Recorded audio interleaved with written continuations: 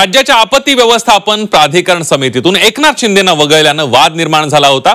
महायुतीतल्या या नाराजीच्या आपत्तीवर आता उपाय शोधण्यात आलेला आहे। शिवसेनेच्या नाराजीनंतर आता उपमुख्यमंत्री एकनाथ शिंदे यांना पुन्हा समितीवर घेण्यात आलंय। त्यासाठी सरकारकडून नियमांमध्ये बदल करण्यात आलाय। आता आपत्ती व्यवस्थापन समितीच्या अध्यक्षपदी मुख्यमंत्री तर उपाध्यक्ष दोन्ही उपमुख्यमंत्री असतील।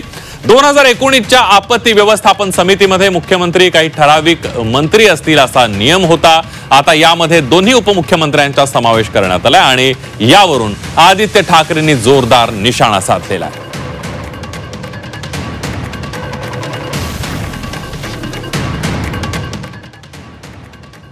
या नियमांमध्ये बदल करून आपत्ती व्यवस्थापन समितीत एकनाथ शिंदेंना परत आणण्याचा गावाला जायची धमकी दिली असेल। नाही पण आधी ते नव्हते, म्हणजे म्हणूनच मी सांगतो ना, रुसून गावाला जायची धमकी दिली असेल म्हणून तर घेतलं असेल परत। पण आधी डावललं ना, हे सत्य गोष्ट आहे ना।